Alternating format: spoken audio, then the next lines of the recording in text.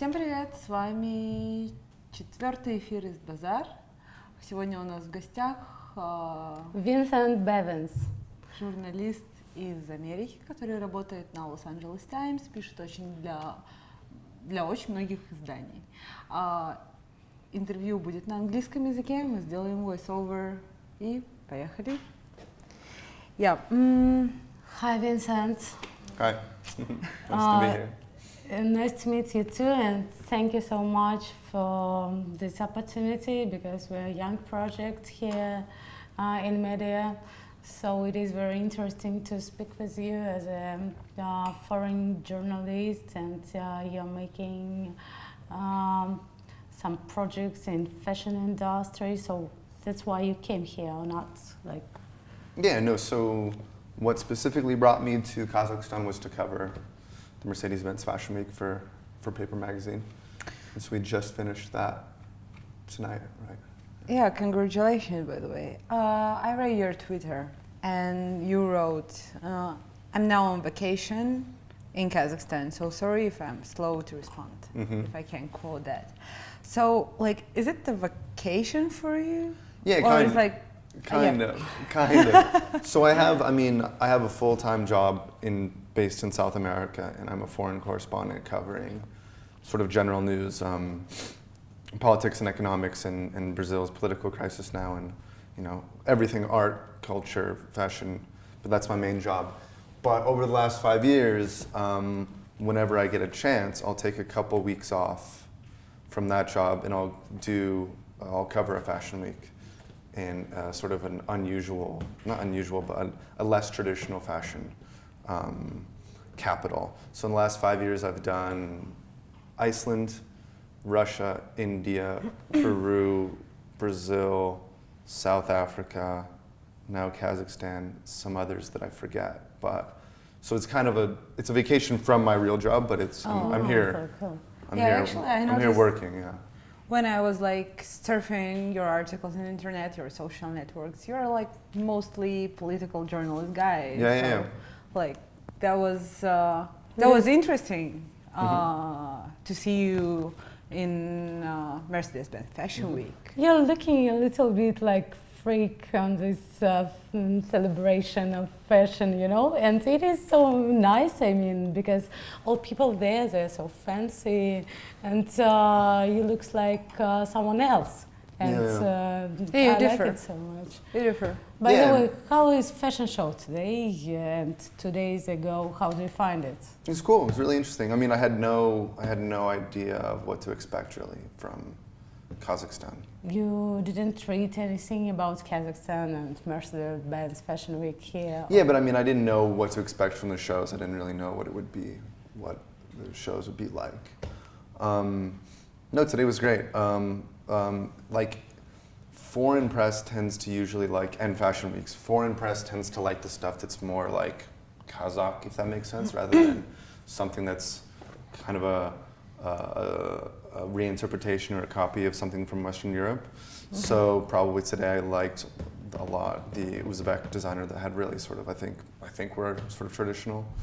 They're very traditional, yeah, that's true. And then the last one, who's much more modern in London. But no, it was fantastic, the shows. Yeah, Abdal, he's like our new star, from the guy from Kazakhstan who made his first fashion show in London, and actually we're waiting for him on this interview after you. Oh, so he's coming here later, right?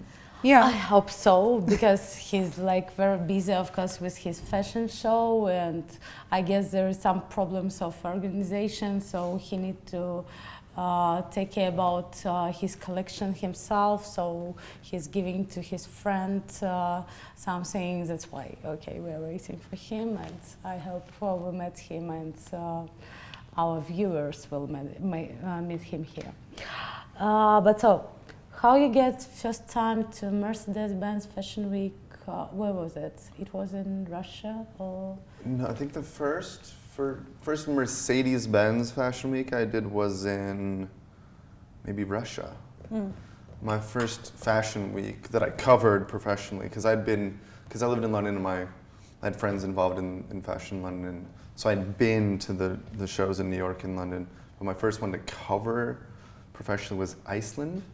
And then Mercedes-Benz was, I think, Russia. And they put me in contact with some other people, and then that's how they finally got me here to Kazakhstan. Because there's a big network of Mercedes-Benz events around the world, and they sort of help each other out. Basically, I don't know, probably it is not right address to ask, but still I will ask you. Do you know why, if you go to the website, official website of Mercedes-Benz, fashionweek.com, you will find the Berlin, New York, Australia, Istanbul, and Miami, but not Moscow, no, Kiev or Almaty. I don't know, because like some of the years or some of the weeks like pop on there and then fall back off, like on the main website, because Moscow is a big one, and then Istanbul is on there, but then they sometimes don't even have the event. Like yeah, but even you will go to manual to check the city. There's just 5 cities, and there's no Russia or Kazakhstan and so on. Actually, next week, Janelle Bertaeva, do you know her?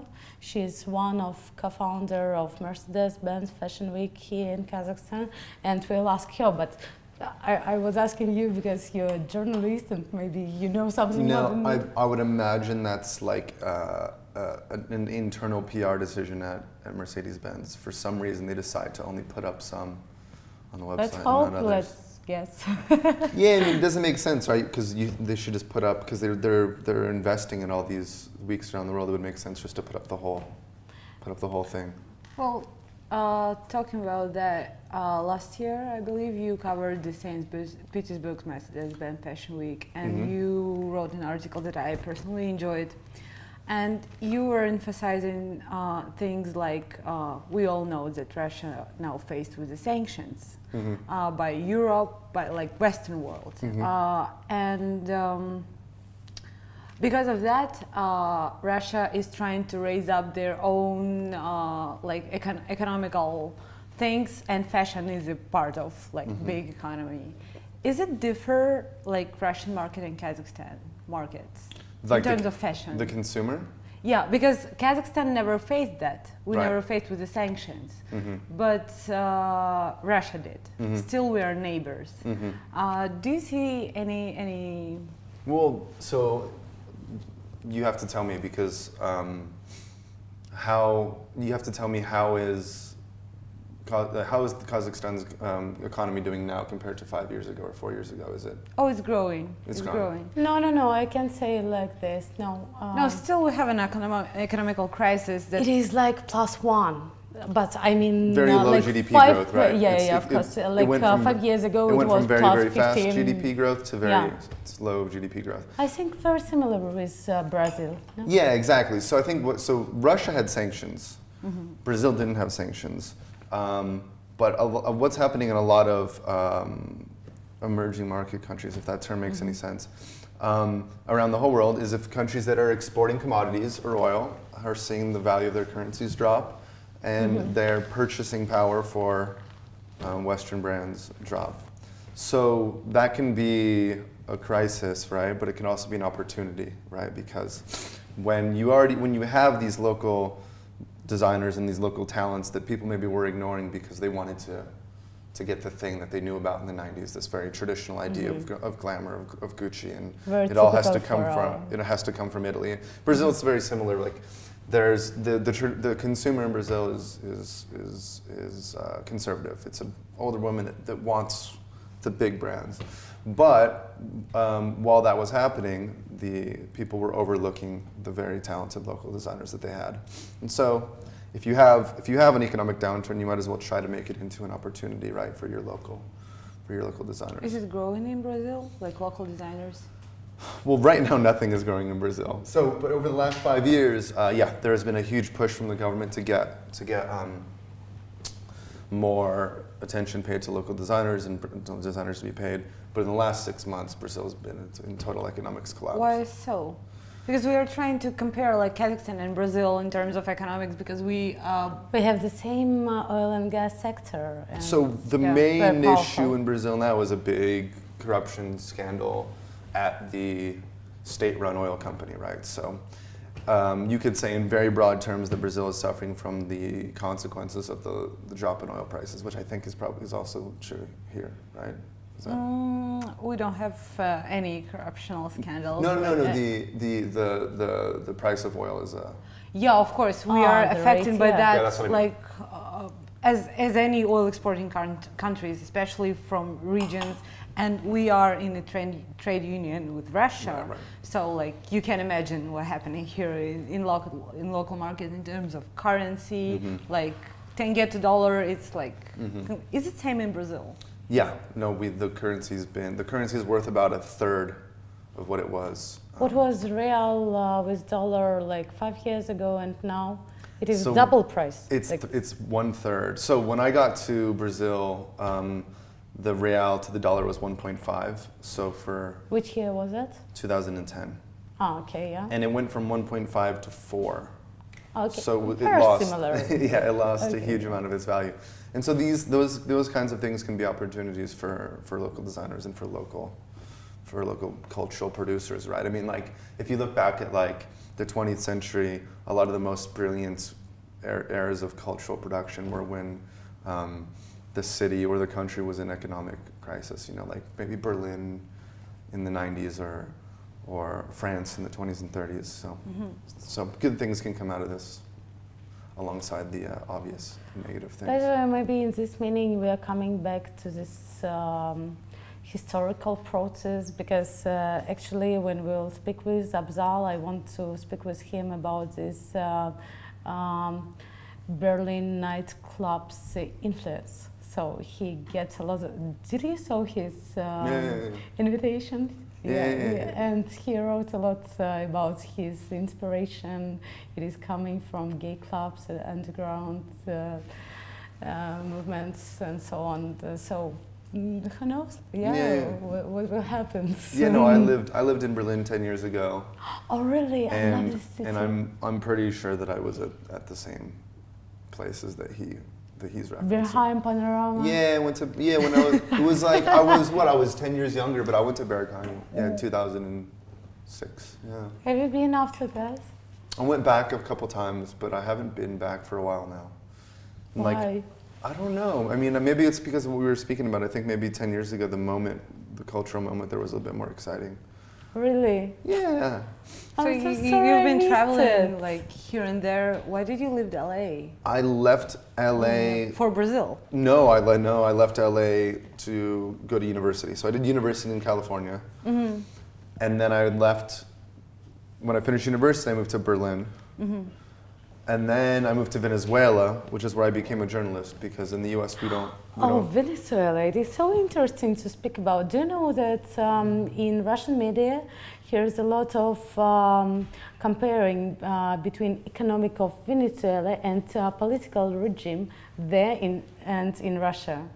And so is it really so similar? The economic regime is probably it's easier comparison to make because of oil. I mean, the only thing Venezuela really produces is oil. But political? Well, like Venezuela has sort of more classically like Western forms of selecting the government. So they have sort of the same thing we have in the U.S. every 6 years. There's a president, there's an election, and there's parties, and but then I think things in when I lived in Venezuela, things were a lot more strident. People were much more in conflict than in Russia. Whereas in Russia, Putin's the government, and that's it. Like conflict, people versus government. No, protests. two sides trying to take control of the government. So in Venezuela, for a very long time, two sides have been trying to take control, and both sides sort of have a chance to do so. Whereas in Russia, Putin's the But government. as far as I know, people in Venezuela were adoring their president, Hugo Chavez. Like, they were singing a song with him, and he made like musical albums, and he was very popular. Actually, know. like, I like him as a politician personally, Yeah. not as a journalist. Like, he's one of my favorites. No, he was hugely popular, and now the new president is not as popular, so he could face problems. But Nicolas Maduro was kind of like, during the presidential election, he was kind of like Hugo Chavez, like political son, because he was saying that in the morning I woke up and the bird came to my window and I realized that it's like Hugo Chavez spirit came to me and things. Yeah. Like, do you make any parallels between like Latin American president and Central Asia, like politicians? I don't know enough about Central Asia I don't know enough about Central Asia. What about Russia? No, again, I don't think so. So like I said, Putin is extraordinary. He's very powerful, right? He's very popular, right? And he's in a what seems to me in a very stable position as the leader of Russia, whereas Maduro or Dilma in Brazil, they could easily fall quickly, and there's even credible efforts to get that Maybe done. it is because the distance between Brazil and America is shorter than between Russia and America. I think I know what you're saying, but what do you like? What exactly? I know. You mean? I mean that the neighbors, if they're closer to you, so you can get more influence. Yeah. Well, there's a very sarcastic quote in Mexico, which goes in Spanish. Poor Mexico, we're so far from God, but so close to the United States. Great. And it's absolutely that. true. It's absolutely true that in the 20th century, the United States was intervening all over Latin America. By the way, it is so funny that actually our program not about politics, but it is so interesting to ask foreign person, especially journalists. What is there right now with Trump and I forgot Donald Trump and Hillary Clinton. Clinton? No. Bernie Sanders. Bernie Sanders. Sanders. Yeah. He's kind of like, personally, he's my favorite. But No, Donald Trump and Bernie Sanders have both really surprised the political establishment in the United States for very different reasons. Mm-hmm. For very different reasons. Which reasons? So, on the left, Bernie Sanders wasn't supposed to be successful. I mean, before this election, he was just a small, not very famous politician from Vermont that was very much on the left of US politics. But because Hillary Clinton basically got everybody else to not run, he was the only person up on stage with her. And when he started saying these things like the US should have healthcare as a right, universities should be cheaper, we need to get money out of politics, it was hugely successful. And so the Democratic Party was very surprised by his success, and he's beat her in, I don't know, something like 15 states. And this was a huge surprise that once you put somebody from the left on the stage, a lot of people will like him. And then on the other side, with Donald Trump, it's a very different phenomenon. Because... and more interesting. Huh? And more interesting in my I think opinion. it's more, I think it's more... strange, but... More strange, in that he sort of broke all the rules. Well, actually, I can compare Bernie Sanders with Barack Obama because actually, as a human being, I'm not a citizen of the United States, but I logically can see things. He promises same things that Barack Obama promised you, like when he was running for his first term. I mean, he said that he will change like health system, educational system, and things. Nothing happened, as far as I know.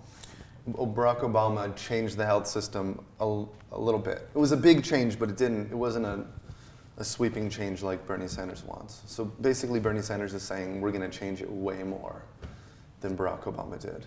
Is it possible? In the short term, no. I mean, if Bernie Sanders wins the presidency, he will have a Congress that would not pass the agenda that he's putting forward. What he's claiming is that he'll get a bunch of people excited about politics and everyone will come out and vote, and then that will change the makeup of Congress, which would allow his bills to eventually somehow be passed. But in the next 6 months to a year, no, there's not a chance of a universal health care. But how can you explain the success of Donald Trump? Yeah, so this has been actually something that a lot of like mainstream political analysts and the political establishment has had a really hard time understanding, because he essentially broke all the rules on purpose. He did all the things you're not supposed to do. But why? Why he made it? Why did he do that? Yeah. I think he knew. I think he was savvy politically. He knew that there was a section of the United States that was open to hearing this kind of stuff. And what Trump supporters will tell you if you ask them is that I like him because he says what he's thinking, because nobody bought him, right? So both with Bernie Sanders and with Donald Trump, they don't take money from huge billionaire donors. And so Donald Trump will say, I can say whatever I want because I'm rich, so I don't need money from the establishment. But a rich man is not a good man. I mean, he's No, saying I'm something not- like crazy. Of course, I know I'm not you don't know convinced- I'm not convinced by this argument, but Yeah. I think a lot of people are. That you know, this is proof. The fact that I'm saying, this is Donald Trump, the fact that I'm saying terrible things is proof that I can say terrible things, which means that is proof that I'm not controlled by the political establishment. But I don't think he really expected this to happen, Donald Trump. But maybe he is so honest just because of he's so free of money. Yeah, he also has nothing to lose, right? I mean, if he loses, he just goes back to his job as a billionaire businessman. Yeah, but I'm just thinking about people. So maybe people, they tired of all these political games and so on. That's why they want to hear the true things, and maybe that's why he's one of the leader for today. Yeah, no, I think it's become clear that there's a part of the population that was very receptive to the kinds of strident, almost offensive things that he was saying. That it became clear that there was a big group of people that was ready and to. Maybe also there is some connection with economical situation inside US, like middle class is No, that's going absolutely down. true. So the sort of the rejection of the center on in general must be understood in terms of the very real decrease in the quality of life of certain parts of the U.S. middle class. So over the last 25 years, globalization has been very good for America as a country, but it hasn't been good equally, right? So it's really pushed a lot of the money to the top, and a lot of the people that used to be in the middle class have been pushed down towards poverty. And so that is how a lot of political scientists try to explain upsurge in anti-establishment political. By the way, what about you? Are you middle class or on the top? Or? I'm fairly normal. No, I'm not on the top. So I went to like public university. But I mean, how do you feel today yourself in economical meaning? Oh yeah, well I'm a journalist, so I don't get paid very much.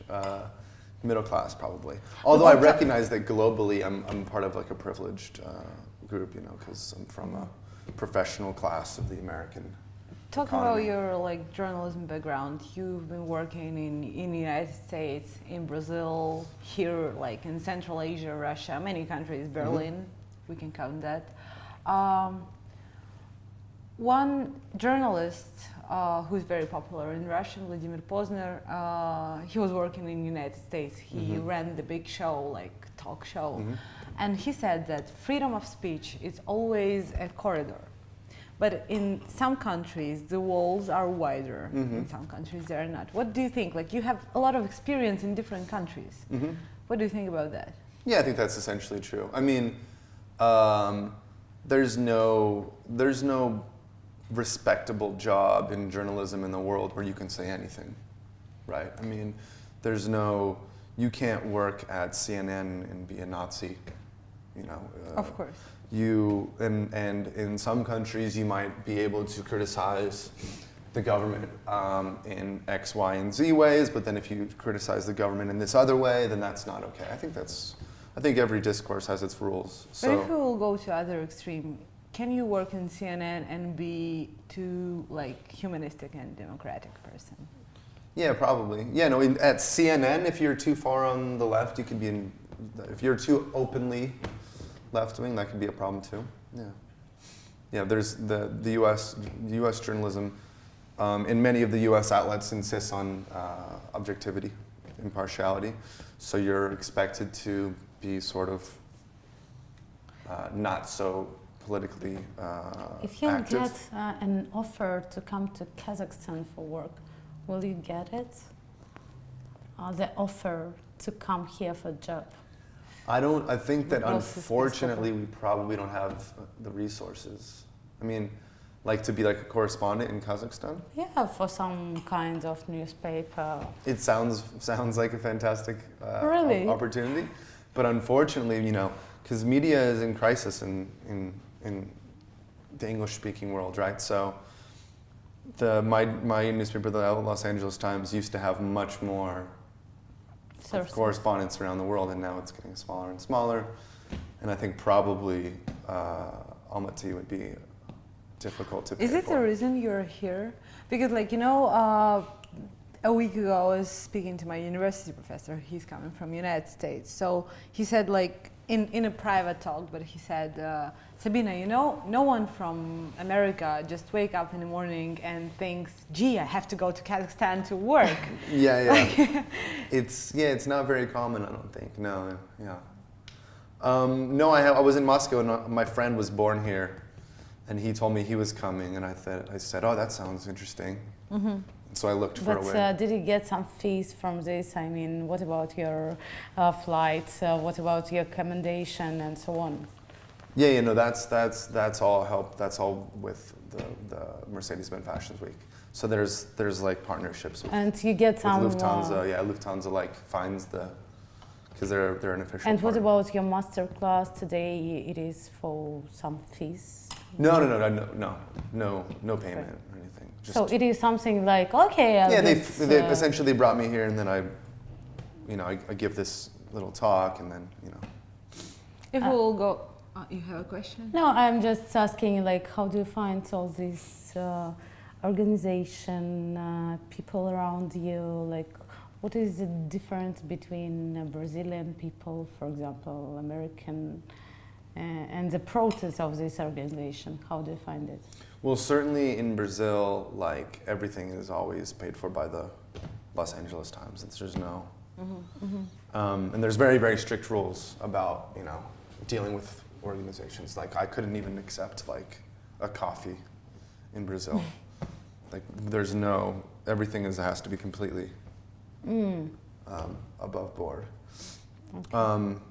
And we still have, I travel all the time and I stay in humble hotels in Brazil and take the bus instead of flying. But have you been, as I know, there was like 1 week ago, like in 13 till 17 of April, there was a fashion week in São Paulo. Yeah, I've covered like 5 of the fashion weeks. And so in Sao Paulo and Rio. Can we compare it with what you have seen today here last days? Sao Paulo Fashion Week is really big.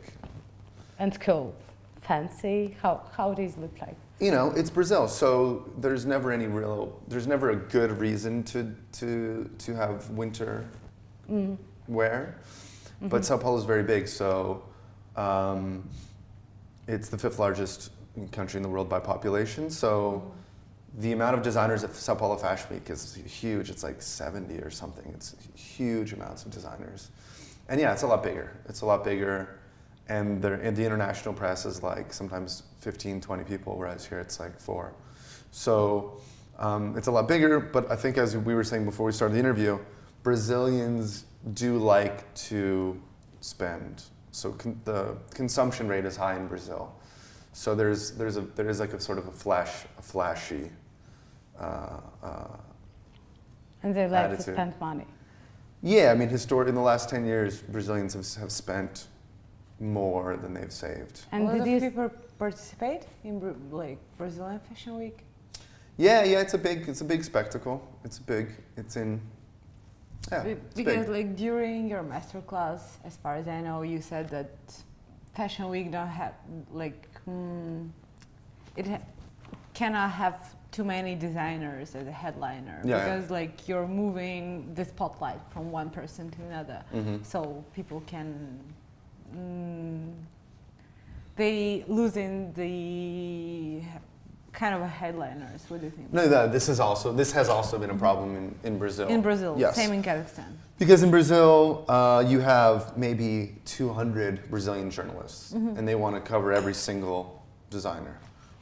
And then they bring in the 20, 25 international journalists, and they have a really hard time processing, who they should write about and what's important, and what are the brands that are actually sold abroad, or what are the brands that have a good chance of being brought back outside of Brazil. And like I was saying today at the lecture, Brazil also had a big problem where they had Rio and Sao Paulo, two big fashion weeks where some of the people would fly out to Rio and they would realize later, oh, actually all the best designers are in Sao Paulo. And they'd have a really hard time bringing back the names out of the country that they probably should have been exposed to. How do you think maybe we have in our Kazakhstan Mercedes-Benz Fashion Week so many participants per one day? Maybe it is because of money. I mean, the system of Mercedes-Benz Fashion Week is working like all participants, designers, they're paying money for the fashion show. Maybe it is the reason. Yeah, I mean, also Brazil is 10 times bigger than just a huge difference in size. But yeah, absolutely, money is a huge thing. I don't even know exactly what the economic situation is here. I mean, does the government here provide support to the Fashion Week, or is it mostly private sponsors? I don't know. Private sponsors. It's private sponsors. Yeah. Basically, yeah. And this time it is also British Council.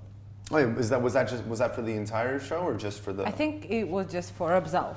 Yeah. Oh, that's really We're not interesting. sure. So next week, Janine they announced Bertaeva will it, yeah. come here and we'll ask her for sure. It is something interesting. If you will go back from fashion to your journalistic work, you wrote an article about murders, like in Brazil, somebody kills journalists. You, as a journalist who is not native Brazilian, you're coming from the United States, do you feel kind of a protection from being U.S. citizen? I feel broadly safe. I feel safer than the Brazilian journalists that are at risk. Not necessarily because I'm American, but because of where I work. So these sort of very bad men that kill journalists in Brazil, they killed an American nun. So there was an American religious activist who was an environmental activist, and they killed her. So they weren't afraid to kill Americans. But to be in real danger, you have to be living in the interior of the country. And because I'm in Sao Paulo, which is the largest city, I'm probably safer than them. I'm probably very safe. I'm safe. But I'm not sure if it's about the nationality. I think it's about where you work and what you're reporting on. So these guys, these 30 people that you mentioned in your article, they were writing, you wrote that since 1992, there was 30 journalists who was killed. Right. These journalists tend to be investigating illegal deforestation, environmental crimes, corruption in small towns. Essentially, they get too close to very powerful men far from the big cities. In Brazil, very powerful men far from the big cities are very powerful. They sort of do what they want. Oh, really? And so they end up threatening you if you don't stop. Sometimes they'll send someone to kill the journalist. It seems that it is something like your real interest. But in the same time, as I know, is it true that you are making a book, writing a book about fashion and marketing and branding? Yeah, I have an idea. So what I think I might like to do with this 5 years of sporadic, of on and off Fashion Week coverage, is to try to put something together, either a big article or a book, or these are just ideas right now about the ways that countries have tried to use branding and luxury marketing to sort of get closer to the rich world, right? Try to be more like France and Italy. So maybe hopefully I'll sell the book to a publisher. For now, it's just an idea.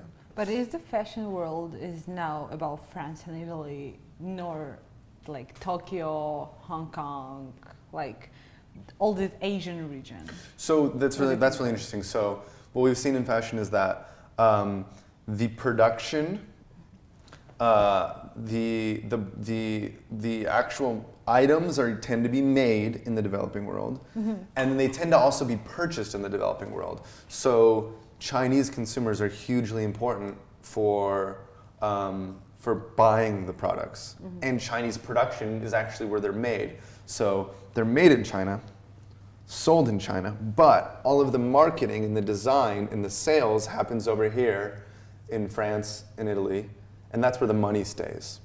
So in a weird way, China or the developing world is making clothes for itself, but all the money stays in Western Europe. But why? Because branding is the profitable thing, whereas making the item has very low added value for profit. So if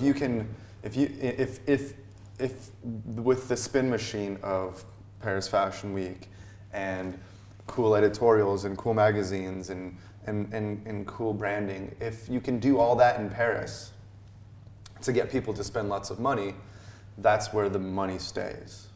And it's not where the person it's not where the textiles came from or where the person actually made it, or necessarily even where the person bought it. A huge chunk of the money will stay in Italy and France and in New York, even though all they've done really is do some marketing spin. But is it? I'm sorry to interrupt. Yeah, of course. You, Go ahead.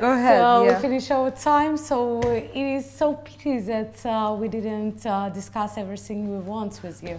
But I hope we'll be on a connection with you, and you'll get the news about your new book or article.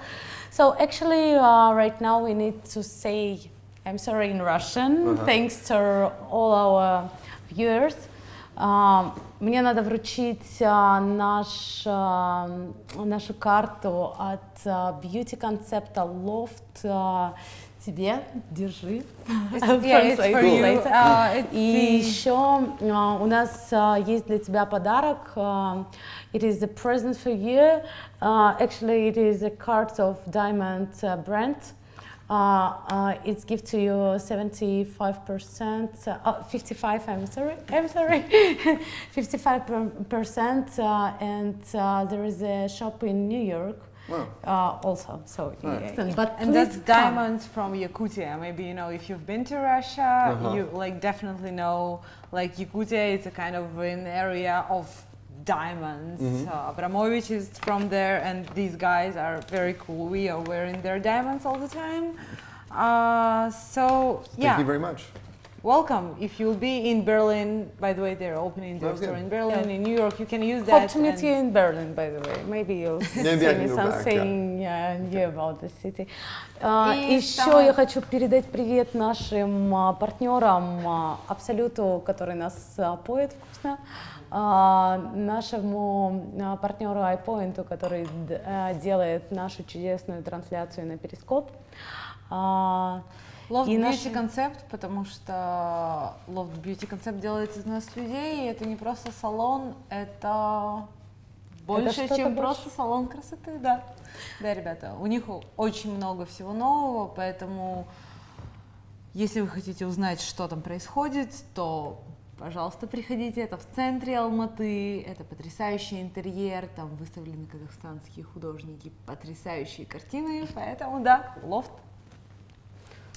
Все, спасибо и до следующего эфира. Thank you so much. Yeah, thank you. Thank Thank you you for to coming, you. actually. Thank Yeah.